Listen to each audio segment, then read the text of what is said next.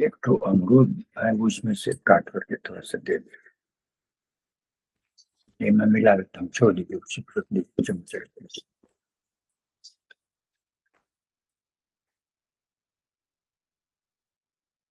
उसमें नमक और मिर्ची मिलेगा। हल्की से।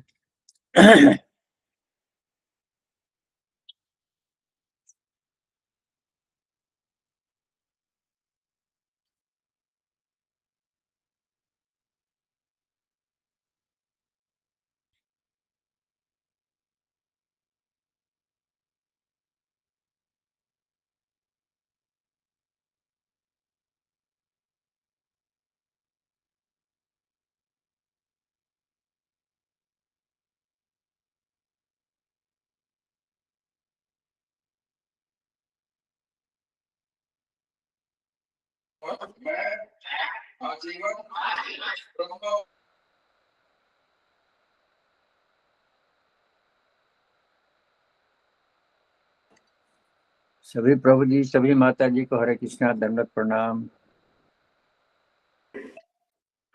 सभी प्रभु जी, सभी माता जी को हरे कृष्णा, श्रीनाथ गुरु जी हरे कृष्णा, दंडवत प्रणाम। प्रभु जी हरे कृष्णा, प्रभु जी दंडवत प्रणाम। हरे कृष्णा।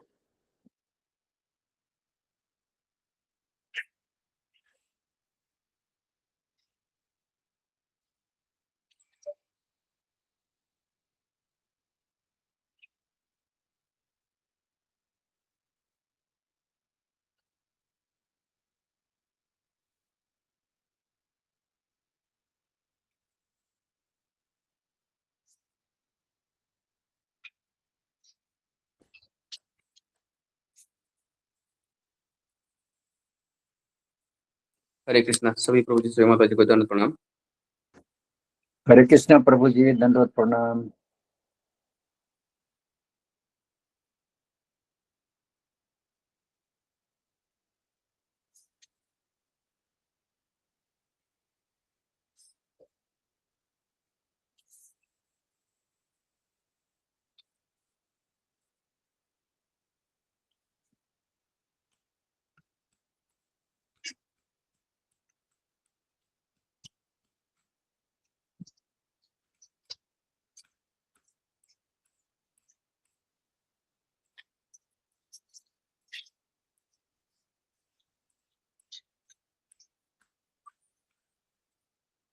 हरे कृष्णा प्रभु जी और माता जी। हरे कृष्णा प्रभु जी, दंडवत प्रणाम।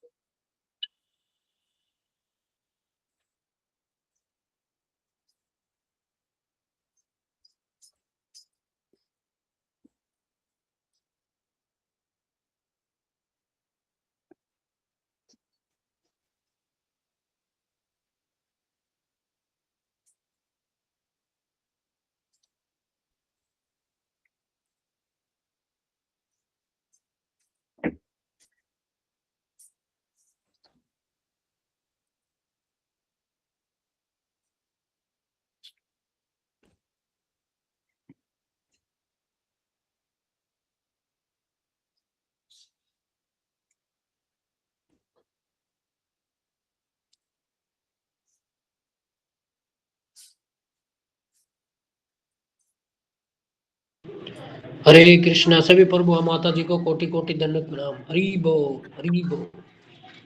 हरे कृष्णा प्रभु जी, कोटि कोटि दंडवत प्रणाम। हरि बोल। दंडवत प्रणाम। हरे वैष्णव कोटि कोटि दंडवत प्रणाम। हरे कृष्णा।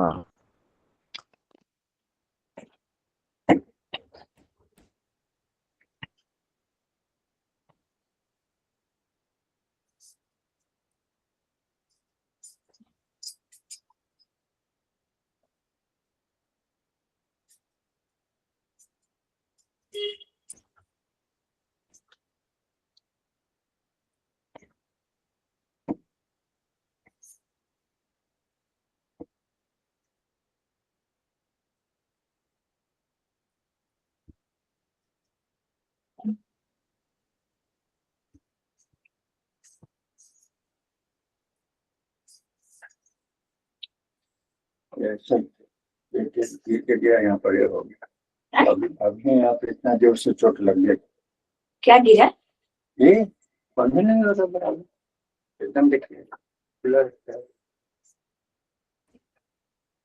वो पेपर लगा के बंद किया है क्या? क्या पता क्या किया। तभी भी बंद नहीं हुआ था तो खुले छोड़ दीजिए ना। हरे कृष्णा गुरुजी, दंडवत प्रणाम। खुले छोड़ दीजिए ना, बाद में बंद कीजिए। है खुले छोड़ दिए, यहाँ पर कुछो कुछो रखा हूँ ना।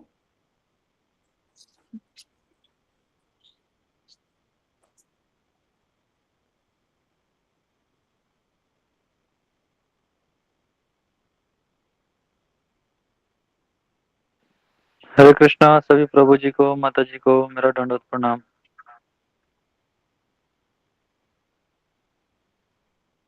हरे कृष्णा। आप सबका स्वागत है। हरे कृष्णा प्रभु जी, हरे दंडवत कृष्णा हरे कृष्णा। प्रणाम। हरे कृष्णा प्रभु जी, हरे दंडवत कृष्णा प्रणाम। प्रभु जी। हरे कृष्णा गुरुजी, दंडवत प्रणाम। हरे कृष्णा। हरे हरे। हरे कृष्णा प्रभु जी, तो दंडवत हम सब प्रणाम। अभी चतुर्थ स्कंद के चतुर्थ अध्याय में हैं और करीबन श्लोक नंबर 18 में हम सब हैं। 18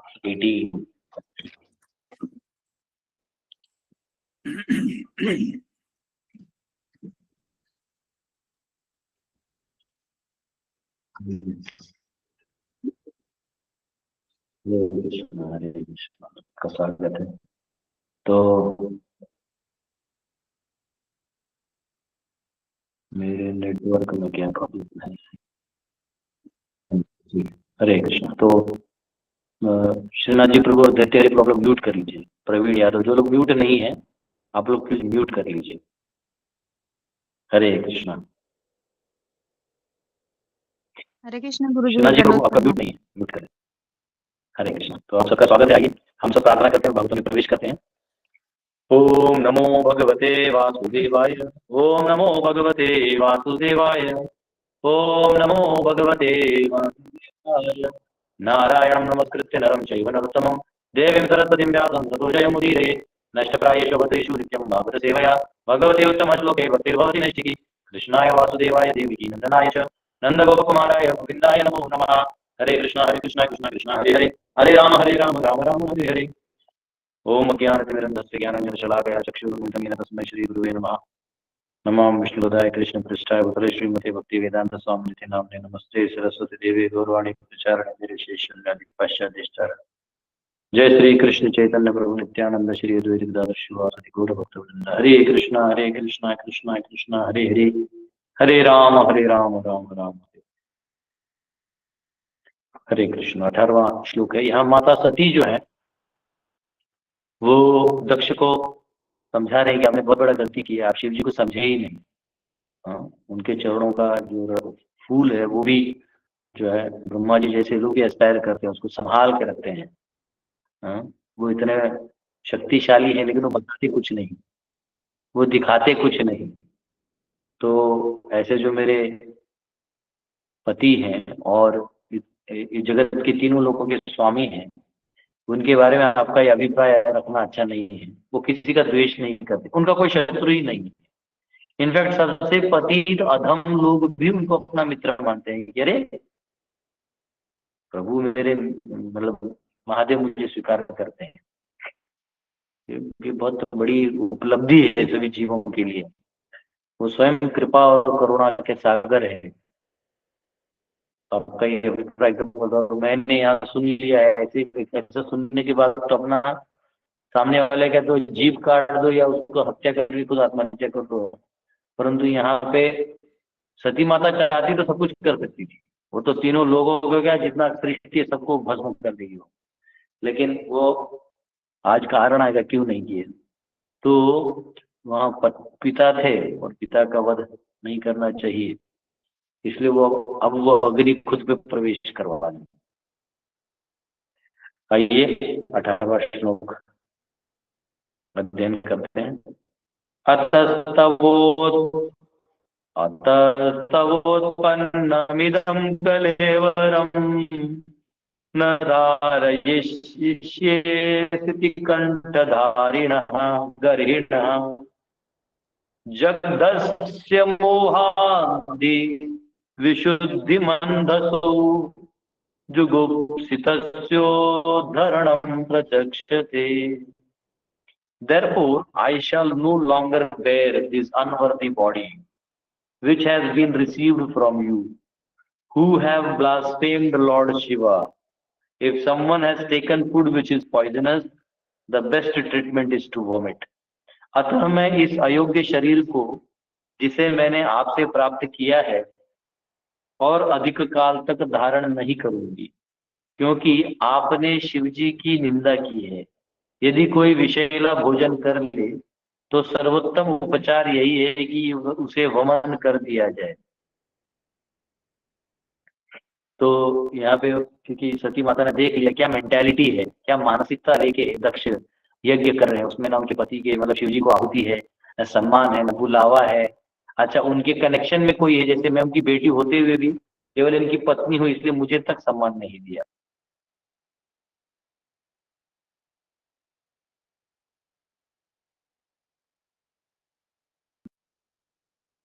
थोड़ा सा टेक्निकल बीच आगे पता नहीं क्या है। तो मैं उनकी पुत्री हूँ, लेकिन केवल मैं शिवजी की पत्नी, इसलिए मुझे भी उस कनेक्शन में देखे दक्ष इतने एनवियस है कि अपनी बेटी तक को वो रिस्पेक्ट नहीं कर पा रहे हैं। तो ये क्या फायदा। मतलब एक तरह दक्ष प्यार भी दिखा रहे हैं। देखिए कई बार ना व्यक्ति से बहुत स्मार्ट होता है, दिखाता कुछ है होता कुछ है, लेकिन भक्त पकड़ लेते हैं। जैसे अभी दक्ष है वो शिव जी का अनादर करता है, ठीक है। अब एक्चुअली अगर वो बता रहा था कि नहीं, देखो पिछले बार भी क्या किया, शिष्टाचार के नाम पे शिव जी का अपराध करने लगा। फिर दूसरी बार में अभी वो बोल रहे हैं कि मेरी बेटी मतलब ठीक है, अब अपने बेटी की चिंता थी तो सामने बेटी तो आई थी ना, ठीक है चलो वो नहीं आए, शिव जी को नहीं आप आदर कर रहे, ठीक है। पर यहाँ वो तो आए ना, अब तुम्हारी बेटी तो आई, उसे प्यार कर लेते, बेटी कैसी हो क्या हो ज्यादा तकलीफ, तुम्हें यही कंसर्न था तो यही कर लेते। लेकिन तुम्हारा शिव जी के प्रति जो एनवी था वो ज्यादा प्रोमिनेंट था, उसमें ये बेटी से बोलने की बातें थी। कई बार लोग है ना एक दूसरे को इस्तेमाल करते हैं, इसका नाम ले लो उसको ले लो, लेकिन अंदर में कुछ और रहता है। तो यहाँ पे बहुत बुरी तरीके से उसको मतलब अब ये चीज समझ में आ गया। पहले क्योंकि सती को भी यही लगा कि शायद मेरे पापा मुझे बहुत प्यार करते हैं ना और मैंने विवाह कर लिया, तो शायद मेरे गलती की वजह से ऐसा हुआ होगा, पापा और इनके बीच में लड़ाई हो गई होगी, है ना। वो लड़कियों का सिंपल रहता है ना, हर चीज में नया स्टोरी लाइन, तो नया स्टोरी लाइन ऐसा हो गया होगा। तो अब लेकिन एनवी तो इसको था, दक्ष को एनवी किस चीज का था याद रखिए, इसमें कोई भी मटेरियल एनवी नहीं था। Materially Daksh well to do थी और शिवजी ने कोई पावर डिस्प्ले किया नहीं था, तो पावर में से कुछ दिख के पावर अलग ऐसा नहीं था। लेकिन एनवी एक ऐसा चीज होता है ना कि जो आपको लगता है कि मेरे पास ये नहीं है, कुछ तो इसके पास है जो मेरे पास नहीं है, तब एनवी फील होता है। जैसे शिवजी हैं, उनको देख के वो आत्माराम है, तृप्त है, आनंद में है, तो ये भी देखा नहीं जाता है, ये भी देखा नहीं जाता कैसे इसमें जरूर कुछ आध्यात्मिक चीज है जो मेरे पास नहीं है। मैं तो एकदम पावर पोजीशन में हूँ और मैं चाहता हूँ कि लोग मुझे सम्मान दे, मेरा मान हो, और ब्रह्मा जी ने मुझे दायित्व दिया है, सब फीलिंग आता है। अब ये करने के बाद ठीक है, लेकिन शिव जी का जो सिंपल सेटिस्फैक्शन है ना, वो सेटिस्फैक्शन देख के ही खत्म हो गया। यानी स्पिरिचुअलिटी का केवल मटेरियल लाइफ को डिटैच होके इवन ब्रह्म तत्व पे भी अगर आप रिलैक्स हो तो भी ये वर्ल्ड एक पडल की तरह है, कुछ नहीं है। वर्ल्ड के एक्शन रिएक्शन सब दिखते हैं, लेकिन उससे भी आगे है प्रेम तत्व, जहां पे आप भगवान से अपने प्रीतिपूर्वक संबंध को जोड़ने में लगे हैं इंडिविजुअल। तो ये तो हाई रहता, वो तो तब तक मोक्ष भी छोटा लगे, है ना। तो ये बहुत इंपॉर्टेंट फैक्टर है। तो यहाँ पे माता का नाम लेके अपनी बेटी के नाम पे उन्होंने अपना एनवी दिखाया, फिर अगली बार शिष्टाचार के नाम पे उनको एनवी दिखाया, इस बार के यज्ञ में नहीं बुला के आहुति नहीं देने का बात करके, आप प्रजापति हो, आपको मालूम होना चाहिए कहाँ आहुति देना चाहिए, नहीं चाहिए, किस किस को देना चाहिए। हाँ, गलत है। तो ये हमको हमेशा समझना चाहिए कि हमको हमारे, देखो कभी कई बार होता है, जैसे मैं महाराष्ट्र में जगह हॉस्पिटल खोल रहा था, तो फिर 2-3 लोगों ने इतना परेशान किया, मतलब पैसा तो पैसा गया, केस वेस कर दिया, फिर झमेला, यानी जो चैरिटेबल कमिश्नर का केस था, गए भी मैं मिलने, एक लॉयर का कीमत 50,000 रुपये एक हियरिंग का। मैं बोला भाई ये तो एकदम इकोनॉमी सिस्टम ही है। हम बोले छोड़ो एकदम। तो वहां जब गया तो वो लोग ने इतना परेशान किया, हमें क्या कह रहा था, कुछ तो कह रहा था उसमें केस वाला बात। उन्हें क्या बोला था, ये हॉस्पिटल बोलने से पहले क्या चीज कंसेप्ट समझा रहा था, कुछ तो था, मेन पॉइंट था, पर वो मैं गायब हो गया मेरे दिमाग से, केस के अंदर चला गया मैं। हाँ Daksha's envy हाँ was not, he was materially affluent, मगर उनका envy हाँ तो नहीं है, उसकी तरफ था उनके पास। कुछ तो मैं हॉस्पिटल में चीज करता, कुछ तो एक पॉइंट था, तो एनीवेज याद आ जाएगा शायद। तो एनीवेज हॉस्पिटल में बना था ना, जैसे हाँ शंकर हाँ भगवान जी वो खुश रहते हैं, तो खुशी से भी लोगों को दुख होता है। हाँ, खुशी से भी दुख होता आत्मा है। राम है। हाँ ऐसा भी है, कुछ तो था इसके अलावा ना, एक जस्ट पॉइंट बाहर आ रहा था, पर anyway, वो चला गया, तो शायद भगवान नहीं चाहते मेरे मुंह से निकालना या बाद में निकाल देंगे, मुझे पता नहीं। बहुत अच्छा पॉइंट है, वो केस में चला गया तो। एनीवेज मुझे इतना मालूम है, मैं वहाँ पे केस हुआ, मतलब फालतू में एनवीएस लोग जो है, कोई काम नहीं, अच्छा काम हो रहा है, स्पिरिचुअल काम हो रहा है, पर फिर भी मतलब झूठ मूठ का कुछ तो आरोप लगा देना, ये कर देना, है ना। तो उनको वो एनीवेज जो भी था, कुछ तो इसमें पॉइंट मेरे पे आता है, पर एनीवेज हम शिव जी पे आते हैं। तो शिव जी का जो स्पिरिचुअल एनहांसमेंट है, डेवलपमेंट है, या उनका जो कॉन्शियसनेस है, वो एकदम डिवाइन है। उस डिवाइन कॉन्शियसनेस को समझने के लिए भी आपको प्रीति चाहिए, उनके प्रति प्रेम चाहिए। भगवान को समझने के लिए भी उनके प्रति प्रेम चाहिए। अधो श्रद्धा साधु संग भजन क्रिया अनर्थ निवृत्ति। तो हमें भगवान के प्रति समझने के लिए कम से कम थोड़ी श्रद्धा चाहिए, भगवान के प्रति थोड़ा सा प्रेम चाहिए। तो ये नहीं होगा तो बहुत दिक्कत होता है, समझ में नहीं आते हैं, भगवान ही समझ में नहीं आएंगे। फिर हम क्या करेंगे, मटीरियली अपनी कैलकुलेशंस लगा के अपना समझने का प्रयास करेंगे, या उसके हम कुछ मिसअंडरस्टैंडिंग कर लेंगे, है ना।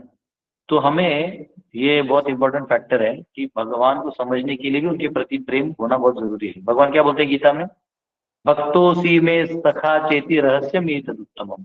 मैं तुम्हें इसलिए रहस्य बता रहा हूँ, तुम मेरे भक्त हो और सखा हो, तुम मेरे अपने हो, अनुसूय गई, तुम मुझे मेरा द्वेष नहीं करते, इसलिए मैं तुम्हें ये समझा रहा हूँ। तो भगवान का एक खासियत है कि, है ना, कि ये आप जब तक उनसे एनवी करेंगे तब तक आपको समझ में नहीं आएंगे। और दक्ष जो है वो ये जानता था कि इनके पास कोई संतुष्टि है, और ये संतुष्टि अगर मिलने लगे तो हमारा क्या होगा, है ना, ये चिंता सताई जाती है। तो इसलिए दक्ष ने अपराध किया है, पहले शिष्टाचार के नाम पे, दूसरा बेटी के नाम पे। अब चलो इस यज्ञ में तो सारा शिष्टाचार भी था, बेटी भी आ गई, तो अब क्यों शिव जी को टारगेट बनाना, अगर वो निमित्त आया ही नहीं है, तुम्हारे मन में जो निमित्त है वो आया ही नहीं है, फिर उनको उनकी आहुति नहीं देना, ये करना गलत है। तो जिसका जो अधिकार है ना, वो उसको मिलना चाहिए, ठीक है। जो इसका अधिकार है उसको नहीं दीजिएगा तो दिक्कत होगा, ठीक है। ओके, तो यहाँ पे आया है, तो ये कह रहे हैं कि इसलिए मैं, सती माता कह रही है कि मैं उल्टी कर दूंगी, ये जहर खा लिया तो आदमी ने उल्टी कर देना चाहिए, वैसे शिव जी का निंदा सुना है तो अब मैं जी के कोई फायदा नहीं है, इस शरीर में अयोग्य हो चुकी हूँ मैं, अब अयोग्य हो ये शरीर, अब इसमें रहने लायक नहीं, कचरा आ गया है। तो यह बहुत इंपॉर्टेंट पॉइंट लिखा गया है कि सती माता ने ऐसा विचार क्यों किया। वो चाहती तो तीनों लोगों को भस्म कर सकती है, तो क्यों भस्म नहीं किया? क्योंकि वो कहती थी, वो सोच रही थी कि अगर मैं इसको भस्म कर दूं तो लोग ये क्या बोलेगा दक्ष कि देखो शिव जी खुद नहीं आके मेरा बर्बादी कर पाए तो एजेंट भेज दिया, अपनी पत्नी को भेज दिया जो मेरी बेटी स्वरूपा है, उसको इस्तेमाल किया मेरे खिलाफ। तो इसलिए अपने पति के बारे में और कोई वो ना करे। जैसे माता सीता का भी यही हक था, जब हनुमान जी गए थे तो हनुमान जी बोले माता बैठिए, अब एक छलांग में चलते हैं रिटर्न, नहीं बैठे। माँ सीता बोली मैं चली तो जाऊंगी, तो लोग क्या कहेंगे कि राम असमर्थ थे अपनी पत्नी को लाने के लिए, इसलिए एक दूत को भेजना पड़ा, तो ये गलत हो जाएगा। तो तुम एक काम करो, राम जी को आने दो, मैं तब तक यहाँ इंतजार कर। हनुमान जी बोले जय श्री राम करके उठे, बोले जब माता आपकी यही इच्छा है तो इसी तरह से होगा। तो ये बहुत इंपॉर्टेंट है। तो यहाँ पे उन्होंने कहा कि ये इससे ये सिद्धांत सिद्ध हो जाएगा कि शिव जी जो है वो सती से कम पावरफुल है और दक्ष से कम पावरफुल है, इसलिए उन्होंने सती को दे दिया। तो पति को अपने से इंटीरियर दिखाना भी अच्छा नहीं है। कई बार ऐसा होता है परिवार में कि मतलब पत्नी जो है ज्यादा क्वालिफाइड होती है, पढ़ी लिखी होती है, ज्यादा कमाती है, ज्यादा मैनेजमेंट जानती है, ज्यादा बुद्धि रहता है उसको, पति से भी थोड़ा तेज रहती है, करने में तेज तर्रार, एकदम फटाफट, बोलने में एकदम माहिर होती है, और पति जो होता है बेचारा एकदम वो होता है। लेकिन ऐसे पत्नियों को तो और ख्याल रखना चाहिए कि मेरे पति को कभी फील ना हो कि मैं बहुत ज्यादा जेम्स बॉन्ड हूँ, ठीक है, उसको कभी फील ना हो, ये बहुत इंपॉर्टेंट है रिलेशनशिप में। तो उन्होंने, माँ सती ने देखा कि ना मैं अपना शरीर ही त्याग कर दी थी, तो ये उन्होंने सोचा, है बहुत इंपॉर्टेंट पॉइंट है। 19 न वेदवादानुवर्तते मतिः स्वएव लोके रमतो महामुने यथा गतिर्देव मनुष्ययो पृथक् स्वएव धर्मेण परम शिपेत् स्थितः। It is better to execute one's own occupational duty than to criticize others. Elevated transcendentalists may sometimes forego the rules and regulations of the Vedas, since they do not need to follow them. Just as the demigods travel in space, whereas ordinary men travel on the surface of the earth.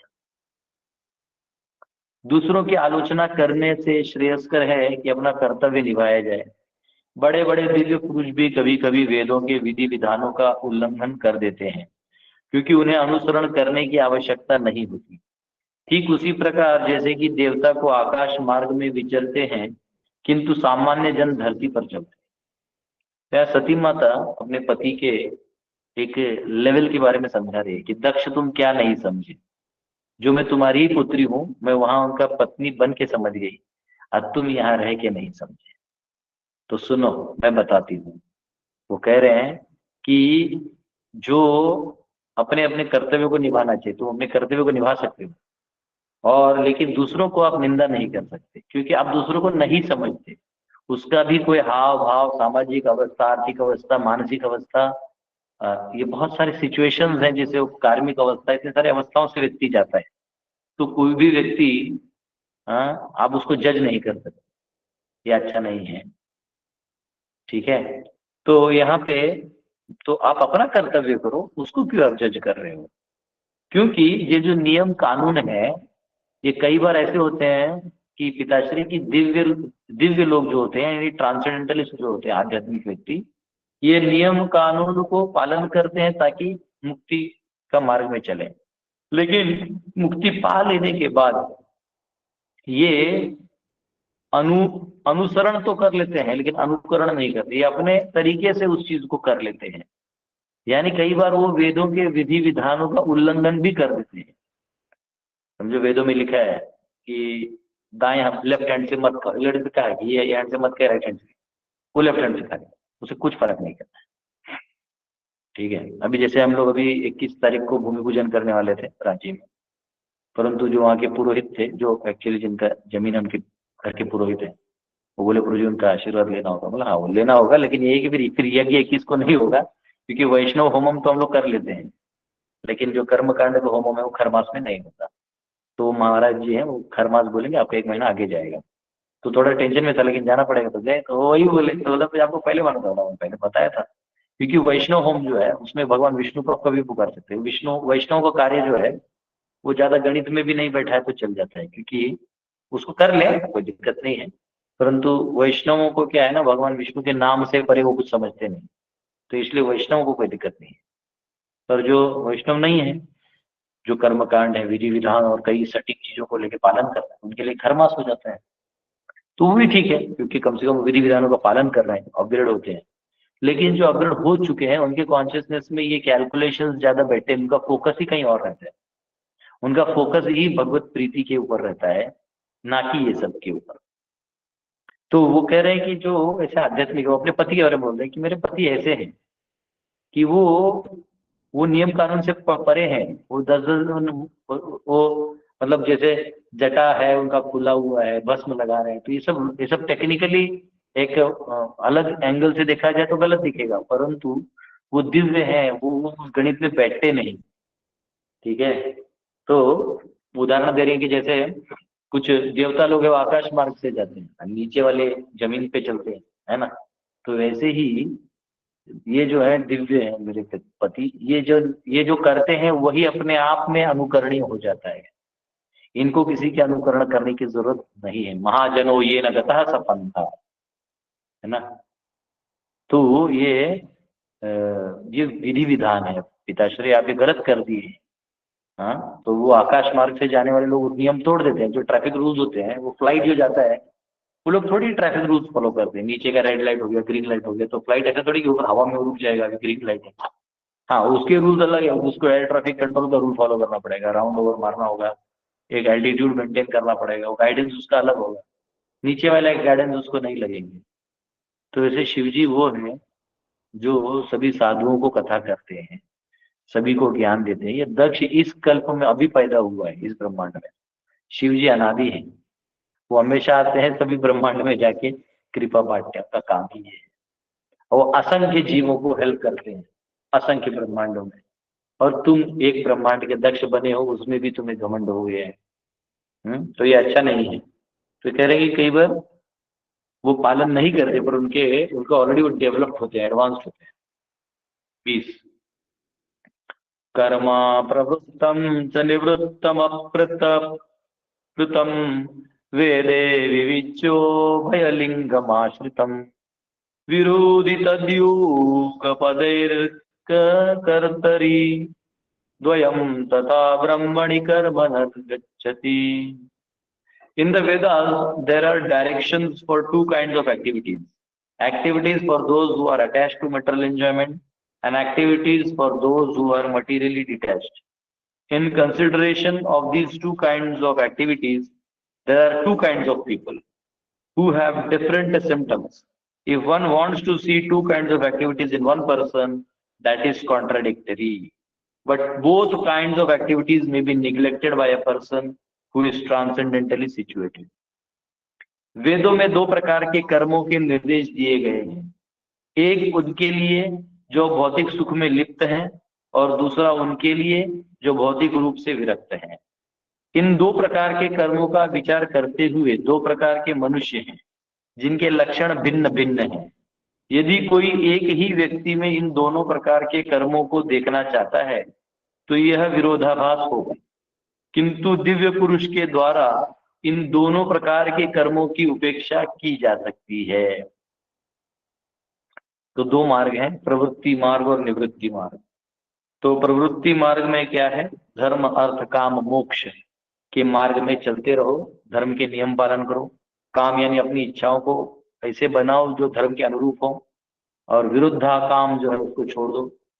हाँ, धर्म अर्थ का संजोगन करो। अर्थ का मतलब है valuable assets, land, cause, एक सब कुछ, वाइफ, चिल्ड्रन, ये सब हेल्दी माना जाता है ना। अच्छे गुरु होना, धर्म अर्थ काम और मोक्ष। और फिर धीरे धीरे समय तैयारी बना लो, जब समय आए तब मोक्ष के मार्ग पे चल जाओ।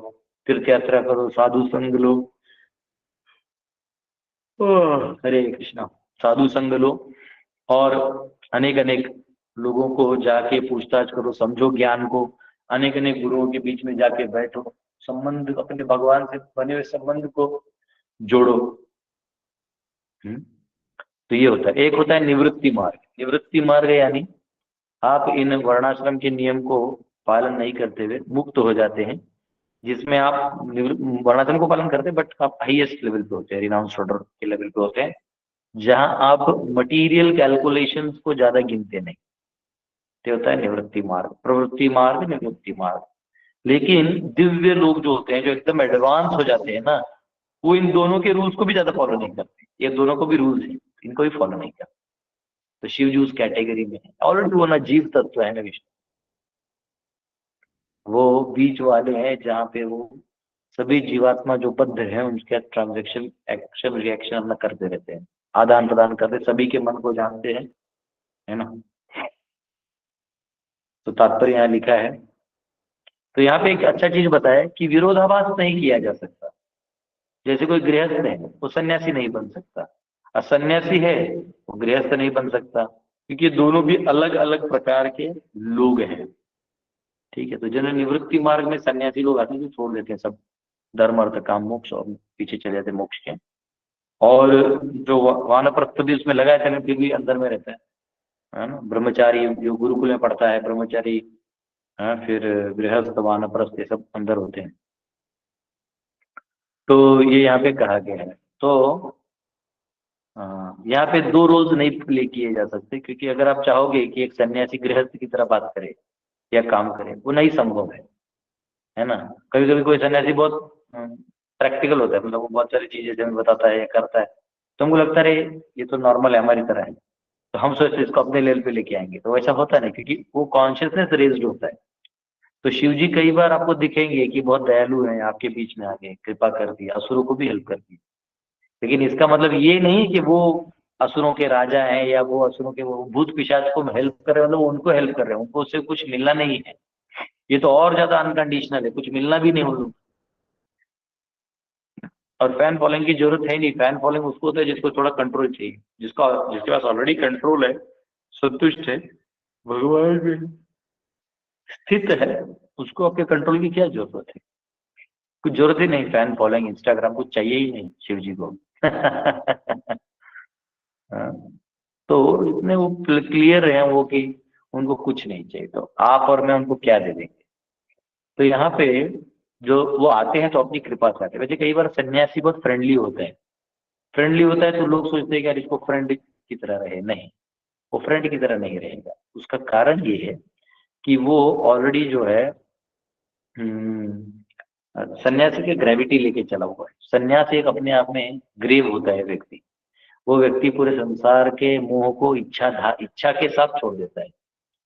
इसलिए कई बार है ना, कुछ लोग साधु की तरह कपड़े पहन लेते ताकि लोग इज्जत मिले और ये मिले, फिर उससे कुछ फायदा होता नहीं। फिर वो पाखंड कोई काम का नहीं है, वो मतलब लोग एक्सपोज भी कर ही देते हैं, पकड़ा में आ जाते हैं।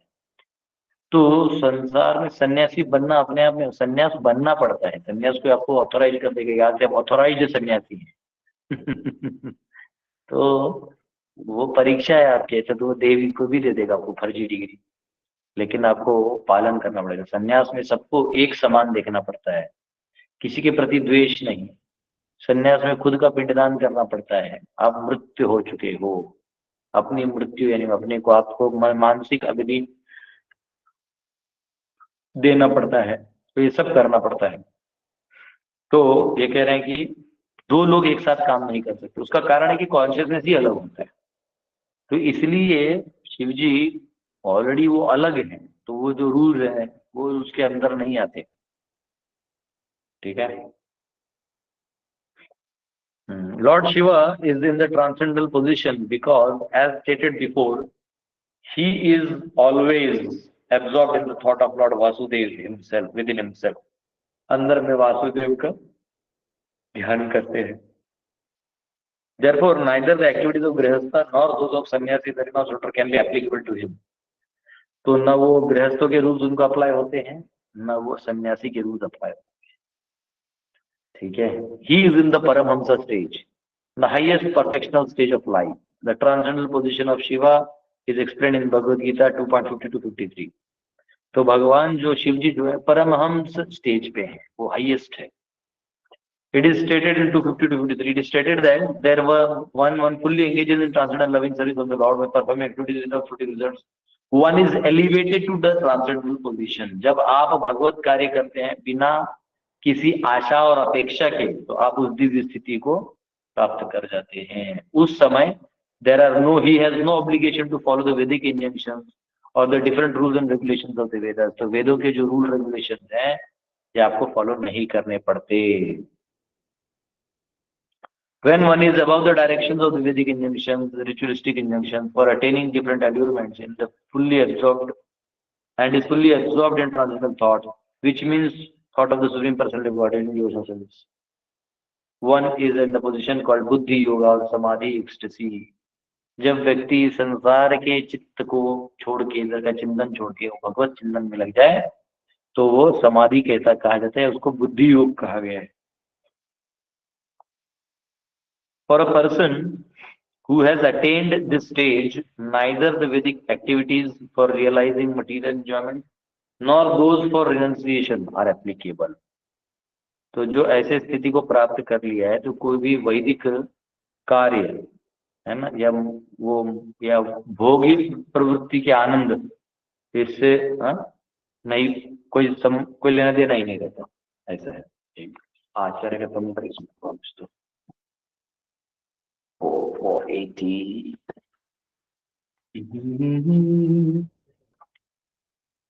Hare Krishna। This position is the body। ठीक है, alright। 21। मावह पदव्यः विदरस्मादास्थिता या यज्ञशालासु न धूमवर्त्मभिः तदन्न तृप्तैरसु बृहद्भिरिदात इडीतः अव्यक्तलिंगा अवधूत सेवितः। My dear father, the opulence we possess is impossible for either you or your flatterers to imagine. For persons who engage in fruitive activities by performing great sacrifices are concerned with satisfying their bodily necessities by eating foodstuff offered as a sacrifice. We can exhibit our opulences simply by desiring to do so. This can be achieved only by great personalities who are renounced, self-realized souls. हे पिता, हमारे पास जो ऐश्वर्य है उसकी कल्पना कर पाना न तो आपके लिए और न आपके चाटुकारों के लिए संभव है। चाटुकार होती है क्योंकि जो पुरुष, अब गुस्सा है ना वो, क्योंकि जो पुरुष महान यज्ञों को संपन्न करके सकाम कर्म में प्रवृत्त होते हैं वे तो अपनी शारीरिक आवश्यकताओं को यज्ञ में अर्पित अन्न खाकर पूरा करने की चिंता में लगे रहते हैं। हम वैसा सोचने मात्र से ही अपने ऐश्वर्य का प्रदर्शन कर सकते हैं। ऐसे वे ही कर सकते हैं जो विरक्त स्वरूप सिद्ध महापुरुष हैं।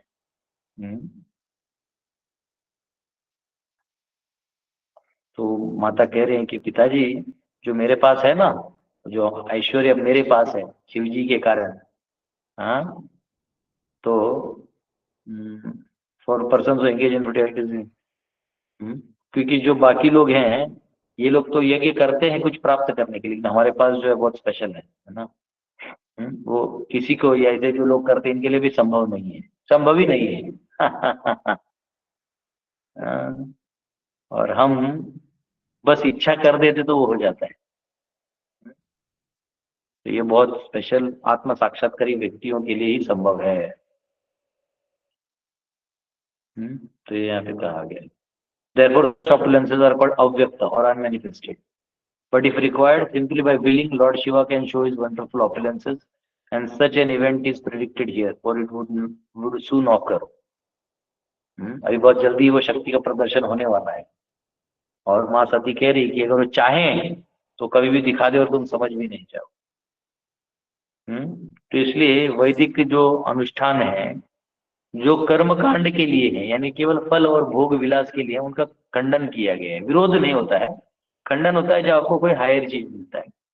तो ये हायर है स्पिरिचुअलिटी, उसके सामने वैदिक जो फलश्रुति वाले चीजें हैं ये बहुत निम्न होते हैं। अभी एक डिवोटी ऑनलाइन कभी कभी पता नहीं दे रहा, व्हाट्सएप में तो है, वो करता है नमः शिवाय का जाप और हरे कृष्ण करता है ताकि उसको कुछ प्राप्त हो, है ना। तो 1 लाख जब 2 लाख जब कर लेता है, बोलता है कि दुनिया का सबसे अमीर बनना है। तो ये सब बनने की बातें हैं, अमीर बन भी जाओगे ठीक है, वो नमः शिवाय करो। तो अमीर तो वो है ना जिसके पास हरि नाम है। एक बार सनातन गोस्वामी के पास एक अमीर आदमी गया था, उसको पता चला कि इनके पास कुछ है जिससे आप अमीर बन सकते हैं। तो बोलते हैं कि महाराज जी मुझे कुछ दीजिए। तो बोले एक काम करो, वहाँ डस्टबिन में पारस मणि है वो ले लो। तो पारस मणि ऐसा होता है किसी चीज को टच कर दियो सोना हो जाएगा। तो उन्होंने देखा रे टच किया तो सोना हो रहा है, खुश हो गए, एकदम चला गया, खुश हो गया। आधे रास्ते में जाने उसको याद आया रे जिसके पास पारस डस्टबिन में फेंका हुआ है, इसका मतलब उसके पास और भी कुछ वैल्यूएबल है, इससे भी वैल्यूएबल चीज है। तो वापिस जाता है, बोलते हैं महाराज जी आपके पास जरूर ऐसा कुछ है जिससे आप पारस को भी कचरे में डाल दिए। तो बोलते हैं हाँ वो चीज में है मेरे पास। तो बोले आप मुझे दीजिए। बोले ठीक है दूंगा, लेकिन फिर तुम्हें पारस फेंक देना होगा मानसरोवर में। तो उसने पारस फेंक दिया, पारस फेंक दिया और उन्होंने बोला बोलो हरे कृष्णा कृष्णा कृष्णा हरे हरे, हरे राम राम राम हरे हरे। तो इस प्रकार जो हाईएस्ट चीज है वो हरि हरि नाम है। काचायाम विस्मृतम रत्न हरिर नाम केवलम, कि कांच के टुकड़ों को हीरा नहीं समझना चाहिए, हरि नाम की वैल्यू को समझना है। ठीक है, तो यहाँ पे कहा गया है। और जो वो उनके पास है वापस में, they have been described here as धूम वर्त्मभिः, those who maintain themselves on the remnants of sacrificial foodstuff. तो उनका जीवन केवल उसी तक व्यापन हो जाता है। तो 2 प्रकार के होते हैं, एक कर्मकांड वाला होता है और एक दूसरा विष्णु वाला होता है। तो also in case of Vishnu is the chief deity of the altar, the performance of the spiritual rituals aim to satisfy various demigods to achieve in return some material prosperity। तो विष्णु को कि दिया भी जाता है तो इसी भाव में दिया जाता है कि देवताओं को कुछ पलट के मिले, तो इसलिए वो भी वैसे ही माना जाएगा। ठीक है। The process of elevation by performing sacrifices other than those aimed at Vishnu is very slow, and therefore it has been condemned in this verse। हाँ, तो विष्णु को छोड़ के कुछ भी किया जाए उसका एम बहुत छोटा हो जाता है। विश्वनाथ चक्रवर्ती has described the ritualistic performers to be like crows, because crows delight in eating the remnants of food which has been thrown into dustbin। All the brahmanas who were present for the sacrifice were also condemned by Sati। तो विश्वनाथ चक्रवर्ती कहते हैं कि जो उनको कौवे के समान कहा जाता है, जो खाते हैं ना इधर उधर डाला हुआ वैसा। तो इसलिए सती को उसे उदाहरण दिया गया है कि तुम लोग उसी की तरह हो। ब्राह्मण बेचारे फ्री में इधर सती माता का भी डांट खा के जा रहे हैं, तो उनका भी गलती है। जब शिव जी जैसे महान देवी को आप नहीं समझ रहे तो आपका भी समझना हो कि आप कहीं तो लोअर हो। केवल ब्राह्मण टैगलाइन लगाने का नहीं चलेगा ना, आपको हाईएस्ट लेवल ऑफ नॉलेज भी होना चाहिए। अभी जैसे मध्य संप्रदाय में वो लोग इतने मंत्र पाठ करते हैं, फिलॉसफी तत्व ज्ञान सब करते हैं, लेकिन जो हाईएस्ट है महाप्रभु का कैसे पता चलता है? जब डांसिंग कीर्तन होता है ना कीर्तन में, तो वो डांसिंग कीर्तन में उनको भी नाचने का मन करता है। अभी हमारे यहाँ जब विश्व प्रसन्न तीर्थ स्वामी आए थे, उनके डिसाइपल्स आए थे, 30 डिवोटीज थे, ब्रह्मचारी ब्राह्मण थे। तो हम लोग जब डांसिंग कीर्तन किए तो उनको पकड़े, वो लोग भी लास्ट में नाचने लगे। एक गुलू बोलू तो फुल नाचता था। तो हाइयर टेस्ट लेने का काम है ना, जो हाईएस्ट है वैल्यू वहां तक पहुंचना जरूरी है। फिलॉसफी समझना बुद्धि का काम दूर है, उस पर अपना जीवन व्यतीत करना वो भी इम्पोर्टेंट है, परंतु जो हाईएस्ट है वो हरिनाम है, उसका टेस्ट ही अलग है। Whether or not King Daksha and his flatterers could understand the position of Lord Shiva, Sati wanted to impress upon her father that he should not think her husband to be without opulence। तो आपको कभी नहीं सोचना चाहिए कि जो उनका पति है वो बिना ऑपुलेंस का है। ऐसा मत सोचो कि मेरा गरीब पति है। एक्चुअली माताओं को ये रहता है कि मेरा पति टिप टॉप है ना, अच्छे कपड़े पहने, अच्छा वो रहे, सबको दिखे। तो कई बार किसी का पति बहुत सिंपल होता है, वो मतलब नॉर्मल शर्ट पैंट पहन के प्रेस भी नहीं करता, वो नॉर्मल स्लीपर पहन के चले जाता है, पैसा बहुत रहता है, उसको दिखाने का भी नहीं, थक गया तो जानता है ज्यादा दिखाऊंगा तो ये भी चोरी चक्केंगे, क्या काम है। वो बहुत सिंपल होता है। उसकी पत्नी को लगता है नहीं आप ऐसे मत रहिए, आप ऐसा रहिए, आप ऐसा रहिए, आप ये पहनिए, आप वो पहनिए, अभी आपको ये कलर अच्छा लगता है, ये क्या पहन लिया आपने। क्योंकि माता ही लोगों को कलरफुल आउटलुक होता है तो उनको दिखता है। आदमी को क्या है, वही फटा हुआ बंडी पहन के चले जाता है। एक बार पूना मंदिर में एक डिवोटी आया था गांव का, वो साधारण कपड़ा पहन के आया था, एकदम सिंपल। अब वहाँ काउंटर था, काउंटर जो डोनेशन का काउंटर होता है जहाँ पे एक नया मंदिर बन रहा था। वो आया तो उधर साइड में खिचड़ी था, तो वो खिचड़ी खा के आया था, ऐसा खाने लगे और बहुत गावठी मराठी होते हैं ना वैसे बोल के आया, मग हे कशाला ये किसलिए है? वो अच्छा, तो डिवोटी अच्छा बोलने वाला था, वो भेदभाव नहीं किया। वो बोला कि उसको लगा है, अभी उसको कलेक्शन का काम दिया था उसको, वो मुझे अभी बता रहा था अपना एक्सपीरियंस। वो बोला कि मुझे लगा कि अभी आंडू पांडू एक खिचड़ी खाएगा, बस पूछताछ करके चले जाए। लेकिन वो बोला कि मेरा काम था बताना, तो मैंने फिर भी अच्छे से बताया। तो बोला हम लोग ऐसा मंदिर बना रहे हैं ऐसा, इसके लिए थोड़ा धनराशि इकट्ठा कर। होय किती देऊ शकतो मग ह्याच्यात आपण, कितना दे सकते हैं? तो वो सोचा कि अभी 100 रुपीज का ब्रिक का एक स्कीम था, 100 रुपीज पर ब्रिक आप दीजिए, ऐसा कुछ कुछ था। तो वो छोटा छोटा स्कीम दिखा था भाई, लेकिन उसके लास्ट में ना कुछ तो लिखा था 5 लाख, नीचे कुछ तो लास्ट वाले में लिखा था कि 5 लाख रुपीज आप दे सकते बालाजी मंदिर के लिए। होय, मी हे देतो की ये नीचे वाला 5 लाख देता हूँ। तभी कैश बहुत चलता था। वो किसी को तो फोन किया, 15 मिनट में कैश लेके आए तो 5 लाख उसको दे दिए। कैसे देखते रहा, वैसे बोले जेब में बंडी में हाथ डाल के खिचड़ी खा रहा है अपना, ऐसा हाथ धो रहा है, ऐसा पानी पी रहा है। तो कई बार जरूरी नहीं है कि ऑपुलेंस है तो दिखाना वाला ही चाहिए, है ना। दिखाने से क्या होता है। तो ये Sati being devoted by Lord Shiva offers all kinds of material opulences to worshippers of Lord Shiva. Shiv ji के सारे जो अनुयायी हैं उनको माँ सती सब कुछ दे देती है।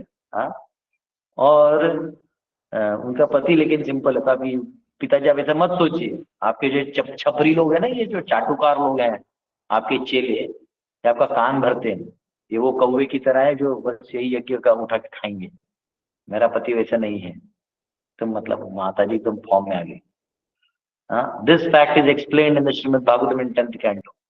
Lord Shiva's worshippers sometimes appear more opulent than the worshippers of Lord Vishnu, because Durga or Sati, being the superintendent in charge of material affairs, can offer all material opulences to worshippers of Lord Shiva in order to glorify her husband, whereas the worshippers of Vishnu are meant for spiritual elevation, and therefore the material opulences is sometimes found to decrease. These points are very nicely discussed in 10th canto.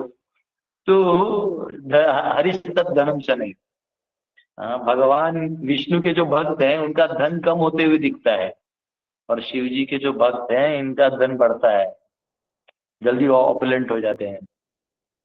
क्योंकि विष्णु के भक्त वो मुक्ति में लग गए हैं, भक्ति में लग गए हैं, उनको जरूरत है नहीं। और जो शिव जी के भक्त हैं तो माँ सती उनसे प्रसन्न होती है तो उनको धन दे देती है। तो इस प्रकार माँ सती, एक बार देखते हैं,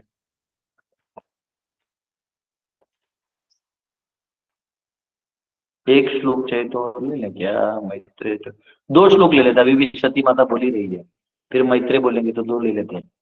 नैतेन दे न हरे कृतागसो देहो ध्वेनालमलम कुजम कुजन्मना व्रीडा ममाभूत कुजना प्रसंगता तज्जन्म दिव्यो महताम अवध्यकर। You are an offender to the lotus feet of Lord Shiva, and unfortunately I have a body produced from yours. I am very much ashamed of our bodily relationship, and I condemned myself because my body is contaminated by a relationship with a person who is offender of lotus feet of the great personality. तो कह रही है आप भगवान शिव के चरण कमलों के प्रति अपराधी हैं, और दुर्भाग्यवश मेरा शरीर आपसे उत्पन्न है। मुझे अपनी इस शारीरिक संबंध के लिए अत्यधिक लज्जा आ रही है, और मैं अपनी स्वयं भर्त्सना करती कि मेरा शरीर ऐसे व्यक्ति के संबंध से दूषित है जो महापुरुष के चरण कमलों के प्रति अपराधी है। तो कहता है मेरा जो शरीर है आपसे कनेक्टेड है, आप जैसे अपराधी है का मैं नहीं संग बना सकती, मेरे को ये शरीर छोड़ना पड़ेगा। हाँ, ये एग्जाम्पलरी बिहेवियर है सती का। वो अब भगवान विष्णु की किसी भक्त का निंदा नहीं सुन सकती। Sati is aggrieved not for personal association with Lord Shiva, but because her body is related to that of Daksha, who is an offender of Lord Shiva, Shiva's lotus feet. She feels herself to be condemned because of the body given by her father, Daksha. तो दक्ष से दिया हुआ जो शरीर है वो देख के वो खुद अप्रसन्न है, बहुत नाराज है ना, तो वो बहुत दुखी है। 23वां श्लोक।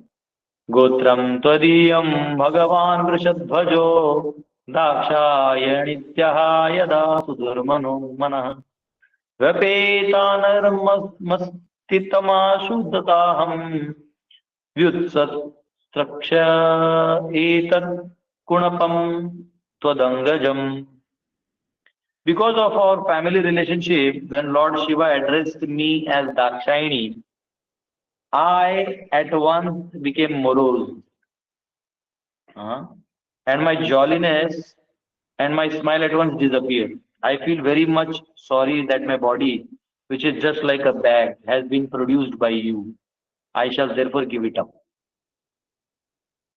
जब शिवजी मुझे दाक्षायणी कहकर पुकारते हैं तो अपने पारिवारिक संबंध के कारण मैं तुरंत खिन्न हो उठती हूँ और मेरी सारी प्रसन्नता तथा हंसी तुरंत भाग जाती है।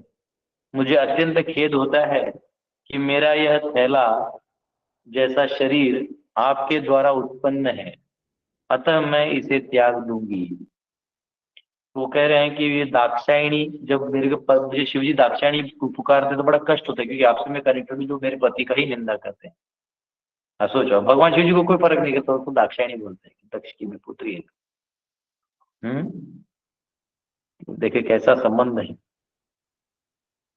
बुरा लगता है दाक्षायणी, उसको बुरा लगता था, इसलिए मैं इस शरीर को छोड़ दूंगी। तो मैत्री अभी आगे बताएंगे कि क्या हुआ, ठीक है।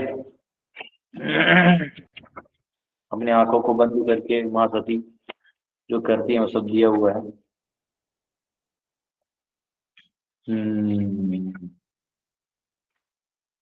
ठीक है, तो यहाँ पे है। अभी आप सब जाइए नहीं, आप सबको हो सके तो मैं दर्शन कराता हूँ। दर्शन के साथ साथ हमने नया बोलेरो लिया है लोन पे।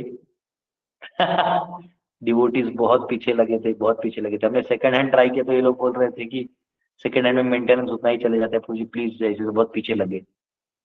तो कहाँ कहाँ से जुगाड़ किया है मुझे भी पता नहीं, पर अभी वो चलेगा। पर आप, ये बहुत अच्छा चीज है क्योंकि व्हीकल आ गया ना, थोड़ा रांची जाना है, टाटा जाना है, बोकारो जाना है, कहीं जाना है तो थोड़ा एक व्हीकल रहता है हमारे पास। तो व्हीकल नहीं होने के कारण बहुत प्रॉब्लम होता है। तो आपको दिखाता हूँ, आप लोग ब्लेसिंग दीजिए। गरुड़ वाहन, गरुड़ा, हमारा गरुड़ा है ना। इसमें उस दिन मैंने मांगा था, मेरे बर्थडे के दिन एक डिवोटी ने 21,000, कुछ लोगों ने थोड़ा थोड़ा दिया था, उससे हेल्प हुआ था। आप लोग का रियली मन से आभार है। विजय प्रभु, क्वेश्चन है कुछ? आपने हाथ रेज किए। हाँ, हरे कृष्णा प्रभु जी, दंडवत प्रणाम। विजयनाथ चौहान, नाम तो सुना ही होगा, बोलो। हाँ प्रभु जी, क्वेश्चन ये है, ऐसे तो अभी तो बहुत अच्छा लगा कि गाड़ी आ गया है और अभी बहुत आराम होगा वो कहीं भी जाने आने के लिए। तो भगवान कृपा किए, सब भक्त लोग सेवा किए, सबका धन्यवाद। प्रभु जी, प्रश्न मेरा ये है कि अभी जो शंकराचार्य जी हैं, जो अपने और उनके जो शिष्य लोग हैं, जो हमारे कुछ परंपरा पे कमेंट करते हैं और उसको एक अलग दृष्टि से प्रस्तुत करते हैं कि जो है हम लोग यानी कि हमारी परंपरा के ऊपर कमेंट करते हैं, आप समझ रहे हैं, तो उसको हम लोग कैसे डिनाई कर सकते हैं? और देखो, और अभी जैसे दूसरा जो हम लोग नाम जप करते हैं, तो दूसरा जो बोलते हैं शिव ब्रह्मा आदि देवों के नाम को भगवान नाम के समान अथवा उसे स्वतंत्र समझना, उस पे भी वो लोग कमेंट करते हैं। और एक और चीज पे था कि जैसे हमारे तात्पर्य में प्रभुपाद जी ने मायावादी शंकराचार्य को लिखा है। अभी कुछ लोग उसको भी डिफाई करते हैं कि शंकराचार्य को मायावादी नहीं, कुछ दूसरे लोग हैं, तो उसको हम लोग कैसे समझे प्रभु? थोड़ा उसके ऊपर आपका प्रकाश डालते तो अच्छा रहता। शिव जी खुद बोलते हैं मायावादम असत शास्त्रम, मैं ही मायावाद का प्रचार करने आता हूँ, मैं सब कुछ एक कर देता हूँ। खुद बोलते हैं शिव जी बोलते हैं पार्वती को, वो तो क्वेश्चन आउट ऑफ क्वेश्चन है। मायावाद बोलने से क्या है? जैसे हमें कोई वैष्णव बोलता है विष्णुवादी, तो आप बोलते हो कि सब जीव माया में है, बस ब्रह्म जो है या आत्मा जो है ये ओरिजिनल है, तो ये जाग जाएगा तो ये भगवान हो जाएगा। ये आपका सिद्धांत है, तो भाई आपके सिद्धांत को मायावाद बोलते हैं, जो खुद ही शंकराचार्य बोल रहे हैं, उसमें शिव जी ही बोल रहे हैं, तो हम तो नया वर्ड कॉइन नहीं किए।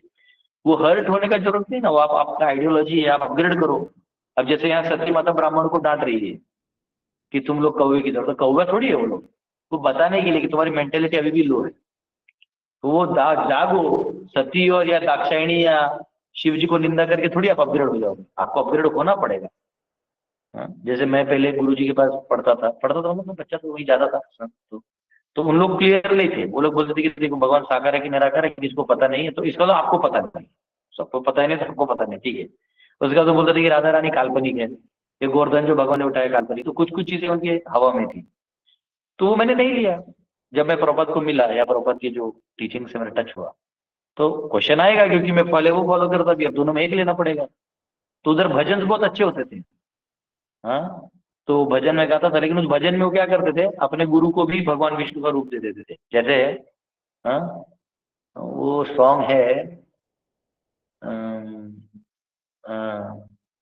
कि नाथा घरी नाचे माझा सखा पांडुरंग, और एक चंद्रभागा के पास है, यानी एक विठल मेरा चंद्रभागा के पास है, और अपने गुरु को बोलते थे एक मारा मेरे संग, एक चंद्रभागा में उधर पांडुरंग है और एक मेरे संग है, यानी दो पांडुरंग है।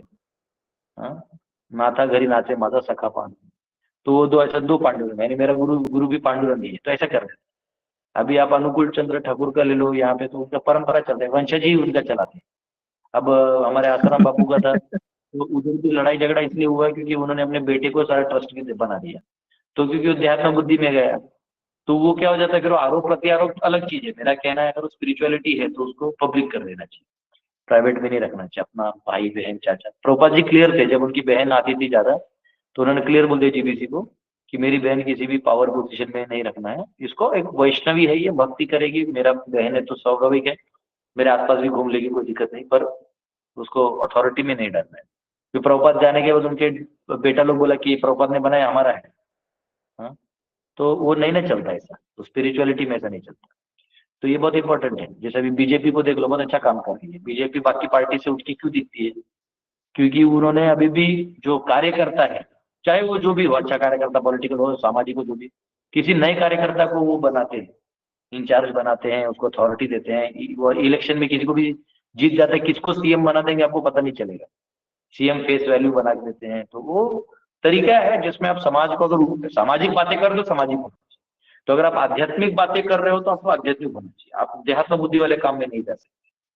तो ये बात है, अगर आपका सिद्धांत मायावाद है तो मायावाद ही कहलाएगा, उसको नया वाद नहीं दिया जा सकता। वाद है, वैसे विशिष्ट द्वैतवाद है, अद्वैतवाद है, अचिंत भेद अभेदवाद ही है। वाद मतलब वो एक आप तात्पर्य, इस पर भी चर्चा किया जा सकता है, और अपग्रेड करना है ना सभी। मैं कहता हूँ 1 मिनट के लिए सभी चैतन्य महाप्रभु के फॉलोअर हो गए अभी तक, 1 मिनट के लिए पूरा दुनिया अभी 6 बिलियन पॉपुलेशन महाप्रभु का भक्त हो गया। अगला जो बच्चा पैदा होगा जरूरी थोड़ी है कि वो अचिंत भेद अभेद लेके चलेगा, वो भोगी हो सकता है, वो त्यागी हो सकता है, वो अद्वैती हो सकता है। तो ये फिलॉसफीज का साइकिल चलते रहता है। ये तभी भी चल रहा था शंकराचार्य के टाइम में, ये अभी भी चल रहा है। हम लोग मर जाएंगे, ये निश्चलानंद सरस्वती की समाधि में चले जाएंगे, हम लोग भी उड़ जाएंगे, उसके बाद भी चलते रहेगा। तो होता क्या है, निश्चलानंद सरस्वती जो है वो काफी वोकल है, तो बोलते हैं तो अच्छा चीज है भाई, उनका तात्पर्य है, वो बोले, उनको कोई कौन रोक सकता है। अब क्वेश्चन ये है कि आप लोग अपने में डीप में जाओ कि भाई तुम जिस परंपरा से जुड़े उधर तो प्रॉब्लम नहीं, कहीं प्रॉब्लम नहीं है। ये ऑथोराइज अनऑथोराइज का खेल तो सब लोग करता है। अब इसको अनऑथोराइज करेगा किसको? ये भक्त ऑथोराइज है, खुद ही दीक्षा देगा, पढ़ा देगा, बोल फिर ही अनऑथोराइज, ऐसे कैसे हो जाता है? नहीं समझे? जैसे आजकल ये हो गया समाज में लोग लड़की को प्रेग्नेंट कर देता है, बच्चा पैदा होता है, फिर जिम्मेदारी नहीं लेता।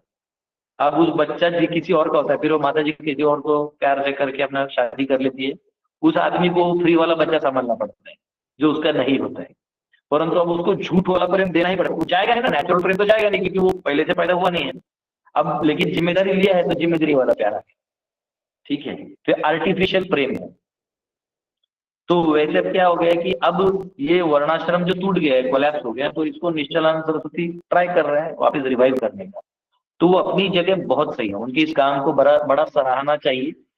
लेकिन हार्ड लाइनर से ये काम नहीं होगा। देखिए मैंने भी समझा है, हार्ड लाइन काम नहीं होता है। हार्ड लाइन से आप इम्पैक्ट मार सकते हो, काम नहीं। काम करने के लिए आपको सत्व गुण का इस्तेमाल करते हुए समाज व्यवस्था को, अर्थव्यवस्था को जोड़ना होगा, एक धागे में पिरोना होगा, मोनार्की लानी होगी। उसमें हमें गुरुकुल पद्धतियों में ज्ञान विद्या का, यानी हर बच्चा जो पैदा हो सभी सिद्धांतों को समझे और आगे बढ़े, है ना। और स्वाभाविक है उसको किसी गुरु के प्रति निष्ठा होगी तो वो एक निष्ठा से पहले चलेगा, लेकिन जीवन में सत्य को टकराएगा। जब वो सत्य को टकराए तो उसको आगे जाना चाहिए। जैसे श्रीपाद रामानुजाचार्य थे, तो उनके जो गुरु थे प्रकाश यादव, वो उनके जो पहले गुरु थे, वो गुरु मायावादी थे, अद्वैती थे वो। तो वो उठ पटांग पढ़ाते थे, बोलते थे कि भगवान जो उनको लाल है चेहरा, जब उनका ओठ लाल है जैसे कि पिछवाड़ा है बंदर का, बताइए ऐसा कौन बोलता है। तो मतलब समझ गए वो। अब वो बहुत विद्वान थे रामानुजाचार्य, उनको समझा कि अरे वैष्णव तो कुछ और बोलते हैं, भाई सब तो कुछ और बोल रहे हैं, पढ़ तो रहा हूँ मैं। उनका मर्डर प्लान किया था, उनका भाई गोविंद ने बोला कि तुम यहाँ से निकलो, लोग मारेगा तुमको। तो गोविंद चले गए कालहस्ती और ये चले गए श्रीरंगम। तो ये ऐसे करके अलग अलग हो गए और है ना बच गया, नहीं तो प्राण मार देते वो। तो ऐसा नहीं है, चैलेंजेस बहुत आते हैं। तो ये मिले थे मेरे को, कुछ लोग बोलते श्रीधर स्वामी जो है शंकराचार्य थे। अरे बाबा, श्रीधर स्वामी अगर शंकराचार्य थे तो उन्होंने भागवतम पे टीका कैसे लिख दिया? क्योंकि भागवत तो शंकराचार्य ने टच ही नहीं किया था, तो वो उस पर टीका करे ना जो शंकराचार्य के अधिकार में है। जैसे अभी प्रभुपाद जी ने भागवत लिखा है, हम इनके अनुयायी है तो हम इस पर टीका कर रहे हैं, ठीक है। और इसके को रिलेटेड जो है हम टीका करेंगे। लेकिन अब भागवत पे आप क्यों टीका करोगे? तो रसिक शास्त्र तो पहले ही 3 श्लोकों में बोल दिया है कि ये रसिक लोगों के लिए है। निगम कल्पतरोर गलितम फलम शुक मुखाद अमृत द्रव संयुतम पिबत भागवत रसमालयम रहो रसिका भुवि भावुका। जिनको सिद्धांत समझ में आ गया है, तत्व ज्ञान समझ में आ गया है, और जो अब भगवान के रस को खोज रहे हैं, संबंध रस को खोज रहे हैं, उनके लिए श्रीमद् भागवतम है। अभी जैसे सती की लीला है, इसको आप पावर एंगल से भी समझा सकते हैं कि सती इतनी पावरफुल थी, वो ये कर दिया।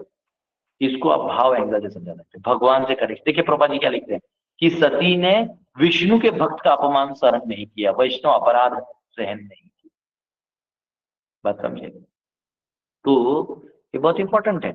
अब नॉर्मल कर्मी को अगर आप निंदा करोगे वो अपराध नहीं माना जाता, क्योंकि वो विष्णु से कनेक्टेड ही नहीं है। वो क्योंकि वो द्वंद्व में खेल रहा है, तो उसका निंदा भी करोगे तो एक एंगल से निंदा करोगे। द्वंद्व का रूल ये होता है कि दूसरी जगह सही होता है। जैसे फॉर एग्जाम्पल कोई कंजूस है, तब बोलोगे कंजूस है, ठीक है, उसका वो आपको लग रहा है बुरा पार्ट है, और उस कंजूसी को उसका परिवार चल रहा है, या उसके परिवार ने अडेप्ट कर दिया उस कंजूसी को, और उसी में उसका गाड़ी चल रहा है, उसी का दिमाग उतना ही है भाई, तो क्या करोगे? उसका दिमाग बड़ा नहीं हुआ है कि मैग्नेनिमस होकर कैसे बिजनेस किया जाता है, उसको लगता है पाई बचा जाए, तो भाई उसको वैसे रहने दो ना। तो उसका जो नेगेटिव पार्ट है वो पॉजिटिव भी हो जाता है। ये द्वंद्व का खेल है। इसलिए अगर यहाँ किसी चीज की निंदा करो तो इनडायरेक्टली आप स्तुति ही कर रहे हो। परंतु केवल विष्णु के भक्तों को मटीरियली ऑपुलेंट नहीं होने के कारण या छोड़ देने के कारण वो निंदनीय बना दिए जाते हैं, वो अपराध, चाहे वो सूक्ष्म रूप में हो, मानसिक स्थिर रूप में हो, वर्बल हो, एक्शनल हो, बच के रहना चाहिए। देखिए दक्ष से भी अच्छा कौन था मालूम है? वो जो राजा है आगे आने वाला है, रहुगण ने क्या किया? उसके पालकी में जड़ भरत को फिर जोड़ दिया गया। जड़ भरत चींटी बचाने के लिए ये वो कर रहा, तो पालकी हिलने लगा, तो राजा वाला बोला कौन है रे, कौन है? बहुत डांटे उसको, तुम ये हो, मूर्ख हो, ऐसा वैसा। तो जड़ भरत इतना ही बोला कि क्या पता पिछले जन्म में मैं राजा था और तुम प्रजा थे, क्योंकि पिछले जन्म में वो सम्राट ही था, पिछले जन्म में वो डियर होने से पहले तो सम्राट ही था, तो ये प्रजा में कहीं ना कहीं होगा ही। तो बोला क्या पता कि मैं राजा था और तुम प्रजा थे। तो हाँ वो हरे कृष्णा प्रभू जी मी क्लास देऊन क्लास देऊन 5 मिनिटात कॉल करू का? 5 मिनिट. हाँ तो क्या पता कि मैं राजा था तुम प्रजा थे. तो उन्होंने तो रघुगुण इमीडिएटली समझ गया कि भाई ये साधारण हैंड पिकिंग मैन नहीं है, ये बंदा तो रियलाइज सोल है. तो उतर के बोले हम माफ करिए, मैं इस दृष्टि में किसी से नहीं डरता, लेकिन वैष्णव के प्रति निंदा करने से बहुत डरता. तो दंडवत किए रघुगण, जड़ भरत ने ज्ञान दिया. तो जब आप बड़े चीजों से टकराते हैं तो उधर झुक जाना चाहिए कि जरूर मुझे कोई चीज नहीं मालूम है, प्रणाम करिए, मांगिए प्रभु जी कैसे होगा हमको बताइए, थोड़ा ज्ञान दिए, थोड़ा अपने गाइडेंस में हमको रखिए. ये भाव होना चाहिए, तब आप भागवत को समझ सकते हैं. तो जनरली प्रॉब्लम क्या है कि शंकराचार्य लोगों को लगता है कि अब उनको संस्कृत आ गया है, वो एक शब्द को 12 अर्थ और 85 अर्थ निकाल सकते हैं, परंतु ये तो व्याकरण हो गया ना. हाँ व्याकरण का करोगे क्या? तो शंकराचार्य खुद बोल गए भज गोविंदम गोविंदम भज मूढ़मते संप्राप्ते सन्निहिते काले नहीं ने रक्षति बुद्धूर्ण कर रहे. हाँ तुम्हारा ये ग्रामर किस काम का? जब यहाँ पे भजन ही करना है तो ग्रामर को समझने के लिए, सिद्धांत को समझने के बाद भगवत रस में जाओ. तो ये क्या हो गया, जब श्रीधर स्वामी ने टीका ही नहीं लिखा है तो वो श्रीधर स्वामी ने मतलब वो एज शंकराचार्य ने एज ए डिवोटी टीका लिखा है, नॉट एज ए शंकराचार्य. तो फिर क्वेश्चन ही नहीं है ना. तो ये लोग क्या है ना, फिर ये बोलेंगे नहीं चैतन्य महाप्रभु ने दीक्षा लिया ईश्वरपुरी से, मध्व ब्राह्मण थे ईश्वरपुरी गया में, और उन्होंने हरे कृष्ण महामंत्र. अब आप चले जाओ तो वो ले लिया उन्होंने संन्यास, वहां मध्य ये संप्रदाय थे, शंकर संप्रदाय से केशव भारती थे. 10 नामी सन्यासी. हाँ वो ले लिया है. वो उससे परंपरा नहीं होता क्योंकि महाप्रभु स्वयं भगवान थे. कृष्ण वर्णम तुषा कृष्णम सांगो पांगास्त्र पार्षदम यज्ञ संकीर्तन प्राय जंती ही तुम्हें. अरे वो तुमको उल्लू बना के चले गए, आपको आपसे दीक्षा लेके आपको अपनी परंपरा से जोड़ लिया. आप कम से कम कभी चर्चा तो कर रहे हो. और उनका जो सिद्धांत है चिंत भेद अभेद तत्व, ये उन्होंने सिद्धांत किए, वो तो स्टडी सब्जेक्ट है, तो वो कुछ कर नहीं सकते. देखिए उनका वर्णाश्रम वाला पार्ट बहुत अच्छा है. हालांकि मैं निश्चलानंद सरस्वती जी के इस बात से बहुत सहमत हूँ कि चाहे वो मोदी गवर्नमेंट हो चाहे वो कोई और गवर्नमेंट हो, जब तक मनुष्य वर्णाश्रम स्थिति में नहीं जिएगा वो स्वाभाविक स्थिति में नहीं जिएगा. ठीक है, तो वर्णाश्रम गो रक्षा को लेके जो उनके मुद्दे हैं उनसे मैं काफी अप्रिशिएट करता हूँ, और हमें उसमें सहभागी भी होना चाहिए. ऐसा नहीं, अगर वो लीड ले रहे तो हमें उनके साथ रहना चाहिए. क्योंकि हमारा इस्कॉन में तो ऐसा हालत है कि वर्णाश्रम बोलते ही उस व्यक्ति को निकाल दिया जाए सभी पोस्ट और पोजीशन से, क्योंकि हमारे लीडर्स को इलिसिट सेक्स करना है ना. अच्छा जो प्रामाणिक है उसको पोस्ट नहीं मिलेगा ना पावर मिलेगा, जो इलिसिट सेक्स करेगा और उससे पैसा लाएगा उसको पावर पोजीशन मिलेगा और निकलेगा भी नहीं.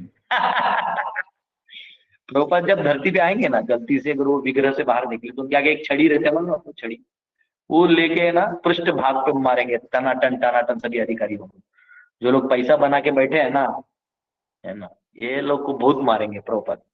ये लोग को लगा कि गुंडागर्दी कर रही है, और कुछ गुरुओं ने क्या किया, गुंडे पाल लिए इसके लिए कि हमारा फॉलोअर्स बढ़ेगा. किया ऐसे गुरुओं ने किया, मैं नाम नहीं लूंगा.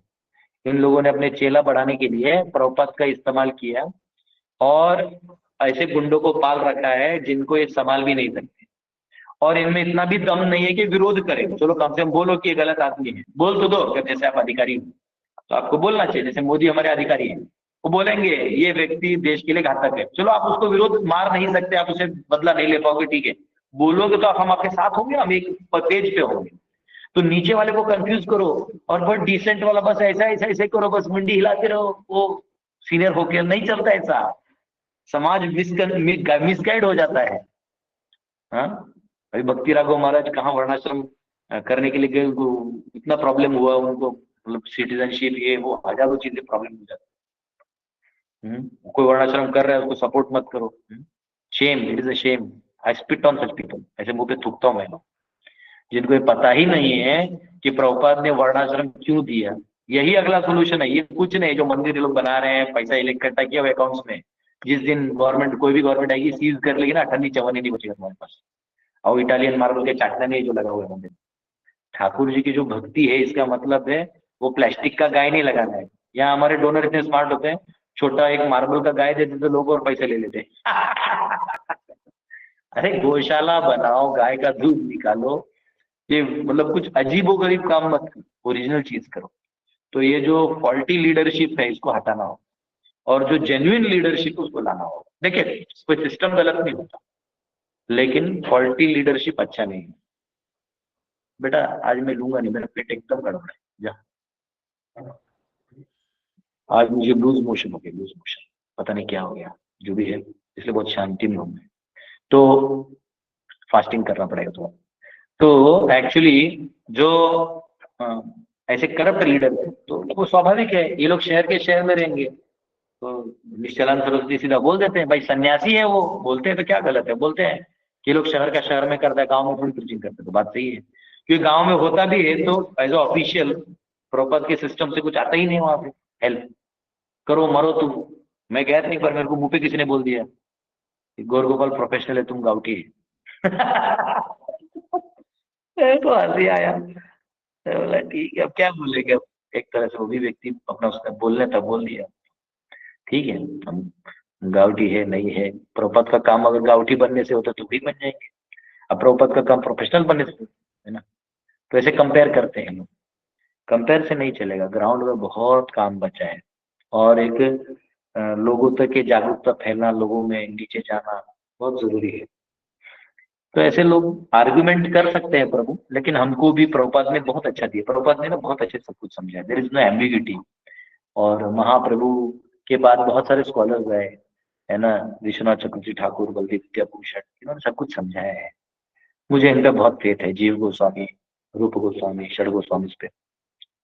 तो मेरा अभी वो आजकल क्या मीडिया है ना, मतलब माइक ले दिया, कोई भी बोल सकता है। अब मैं बोल दिया, उसमें कोई भी आधा काट के कुछ और ही दिखा सकता है, कोई दिखाए तो ठोक दूंगा। जो काम का है वो दिखाओ और ढंग का दिखाओ, आधा अधूरा कुछ नहीं दिखाना, क्योंकि मैं वो सेंटिमेंटल आदमी हूँ। तो जो काम का है वो यूज कर सकते हो। नहीं तो लोग क्या करते हैं आजकल, आदत सुना देते, आदत सुना देते, अरे भाई निश्चलानंद सरस्वती सन्यासी है, वो सबका अच्छा काम भला सोच रहे हैं, और वो कुछ बोल रहे हैं तो गुरु गुरु लेवल पे है वो, इतना बड़े, तो उनको प्रणाम करो, उससे जो अच्छी चीज है वो ले लो। और जो आपको लग रहा है उनको नहीं समझा, तो या तो उनको जाके बता दो या फिर छोड़ दो। उनके बोलने या भौंकने से भी कुछ नहीं होता, क्योंकि दुनिया एक्चुअली ना अभी धर्म को मान ही नहीं रही, दुनिया भोग विलास में लगी है।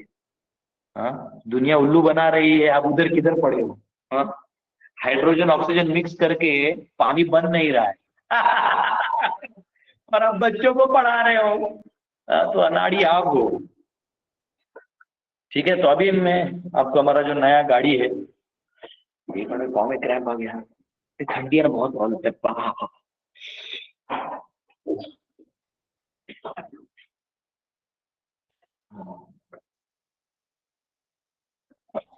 हे गोविंद, क्रैम्प आ गया।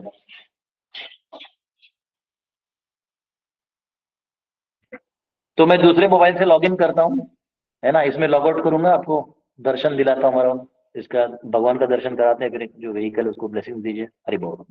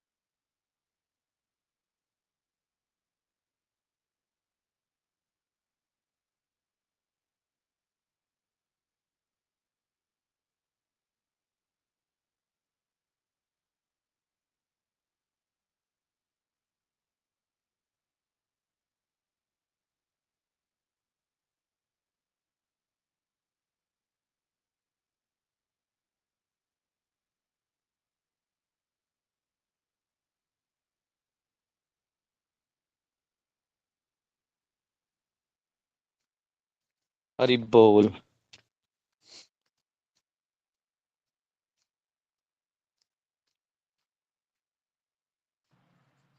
हरे कृष्णा प्रभूजी. येस. प्रभूजी हरे कृष्णा. मी तुम्हाला औषध सांगू एक जुलाब होते त्याच्यावर. थांबा आता पहिले दर्शन घ्या. हरे कृष्ण. मग त्याच्यावर चर्चा करू आपण. ठीक आहे प्रभू.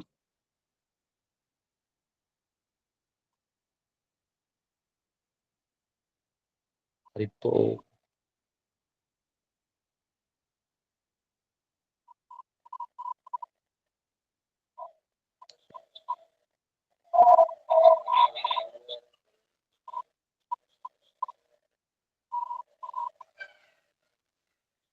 बोल हरी बोल हरे कृष्णा. जय जय जय राधा रमण भगवान की जय श्रील प्रभुपाद की जय. श्री राधा भगवान की हरे कृष्ण. कृष्णा माकाराना में एकादश करची ना. कृष्ण कृष्ण राधे.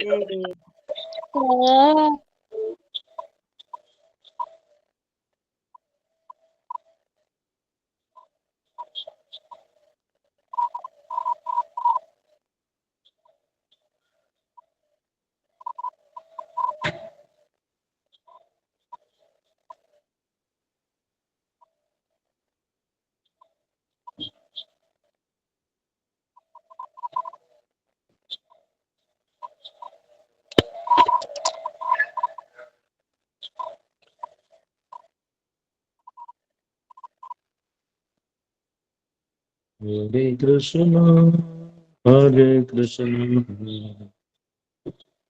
कृष्ण कृष्ण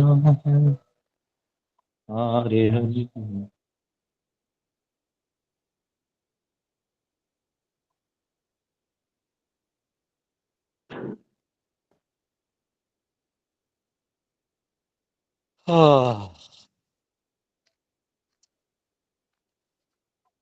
अभी यहाँ देखिए मट्टी डलवाए हैं थोड़ा. इसको हम लोग ऐसा भी ग्राउंड में ना अंदर मट्टी डलवा दिया मैंने थोड़ा गार्डन के लिए. और यहाँ भी हम लोग बनाएंगे ऐसा. ये जो बाउंड्री है टेम्पल का ऐसा पैरेलल दीवार को एक खड़ा करके मट्टी डाल के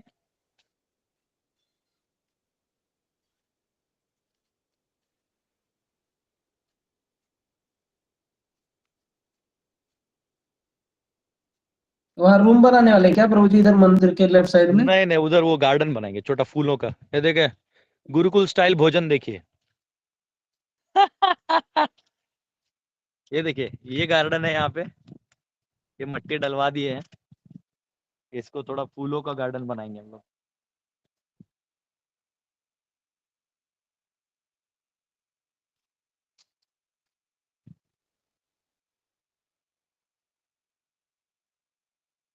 गरुड़ वाहन कृष्ण.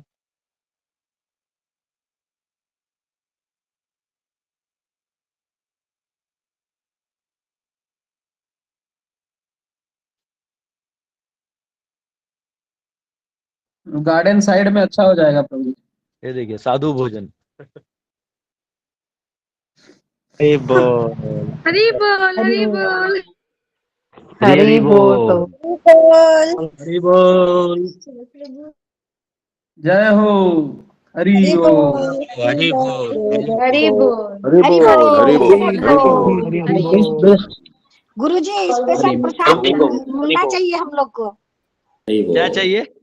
हरे कृष्णा गुरुजी बोलते स्पेशल प्रसादम है ना मिलना चाहिए इस खुशी में. मैं तो मैं जा नहीं पाई पर मैं कभी भी जाऊंगी. प्रभु जी ये बेस मॉडल है एकदम. ये बहुत सुंदर बहुत सुंदर. B6 क्या होता है? BA6 कुछ तो वो है. 6 मुझे भी नहीं मॉडल. समझ. पेट्रोल या डीजल? हाँ ये डीजल होगा शायद. ये डीजल है ना? डीजल है. डीजल और सीएनजी? डीजल. यहाँ CNG नहीं मिलता रांची में ज्यादा. तो ये है बहुत सुंदर कृष्ण भगवान की गाड़ी. हाँ गरुड़ा तो नाम दिया. चलो अच्छा है. बहुत अच्छी गाड़ी क्या है. है व्हीकल ही नहीं था. अभी इसको ना जैसे वो गाड़ी भाड़े पे 15 साल लगाते ना चलेगी. वैसे लगा के अच्छा रेट लेके इसका EMI निकालना पड़ेगा. जी गुरुजी जी हम लोग ये को ये देखिए जाने आने में सवारी में मैं आ जाऊं क्या प्रभु जी, मैं आ जाऊं क्या? चलाऊंगा आजा मैं। आजा आ जाओ आ जाओ। देखिए ये हमारा नटराज है, नटराज। हरे कृष्णा। कुछ ज्ञान दीजिए नटराज जी, आप हरि प्रसाद बोल बनाते रहते हरे हैं, हरि बोल हरि बोल। आप ये देखिए चूल्हे पे हरे खाना बनाते बोल। रहते हैं नटराज जी, यहाँ आप सेक सकते हैं। हाँ हाँ, इसको शादी करना है, कोई लड़की वड़की मिल रहा तो बताइए। हाँ नटराज, कैसी कैसी लड़की चाहिए? कैसी लड़की चाहिए? काली, गोरी, नाटी, मोटी, पतली? हाँ नटराज को मायावती चाहिए, मायावती। हाँ नटराज प्रीच करते रहेगा, दिन भर काम में लगा रहेगा, कुछ तो प्रीच करते रहेगा। बहुत अच्छा भजन गाते हैं नटराज प्रभु। नटराज प्रभु एक भजन गा के दिखाइए भगवान की प्रसन्नता के लिए, बहुत सुंदर गाते हैं।